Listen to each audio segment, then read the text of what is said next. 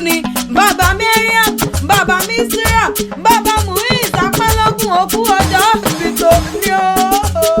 Chairman Oyanda Customs Company overall national president of Akmoran founder of Alif Islamic Foundation tí ń ṣọjọ́ ìbìlò ní.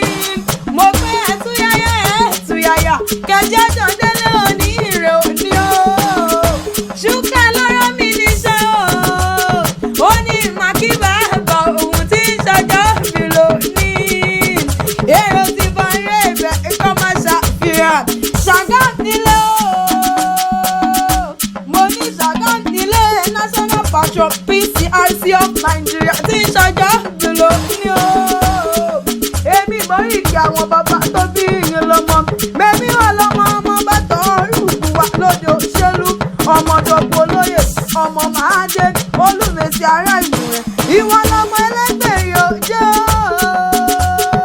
ọmọ ẹlẹ́gbẹ́ yóò jẹ́ ọmọ ọmọ màmá rògbò mo rògbò tán ẹyẹ ti lọ. Ìwọ lọmọ sáwọn nípò ríkì ẹsẹ̀ nílé àwọn tó bí ọ lọ́mọ gangan. Mẹ́mí wà lọ́mọ rìn kóyè lọ́nà nílé àwọn bàbá tó bí ọ lọ́mọ. Ìwọ lọmọ lukú mẹ́dẹ́mẹ́dẹ́ ìwọ lọmọ àlẹ́ àfẹlẹ̀jà ọmọ dúdú ilé ọmọ bẹ́ẹ̀ ṣe pupa tó mọ bẹ́ẹ̀ ṣe ti lọ ṣáájú. Ìwọ lọmọ mẹ́mú mẹ́fìwì lórí ó délé àwọn tó bí ọ lọ́mọ. Ọmọ òjò gírígírí tí ń dalẹ̀ kẹrù. Mẹ́bí wà lọ́mọ òjò gírígírí tí ń dalẹ̀ àṣẹ nìrú. Wọn ò mẹ́gún ọgbọ́ bàrà rí ìbá ló mú ọgún ọgbọ́ rẹ̀ mọ́. Mẹ́bẹ́yìn lọmọ onígbó máa dé tájòjò gbọ́dọ̀ wọ̀. Bàbá wùjẹ̀ fún wọn wẹ̀ ní ìwọ̀n ní wíníwíní. Bàbá wọn wùjẹ̀ fún wọn wẹ̀ ní ìwọ̀n ní wíníwíní. Bó tún wùjẹ̀ fún wọn fẹ́ ní ìyókù ṣọjọ́ alájẹmọ nílé bàbá tó bí ọ lọ́mọ gọ́gọ́. Ọmọ Bàdé Báyọ̀ ó ti wá tọ́jú iná. Ṣúkúrà ló pé mọ̀ wípé kọ́lọ́ májọ wá ayé aláìlágbá. Kọ́lọ́ májọ wá ayé aláìlágbá. Ọba tí ò jẹ́ kíkà bá owó. Ọlọ́run tí ò jẹ́ kíkà bá owó. Kò ní jẹ́ òwá ayé aláìlágbá. Àṣọdúnmọ́dún ní ṣàwá ṣọdúnmọ́dún.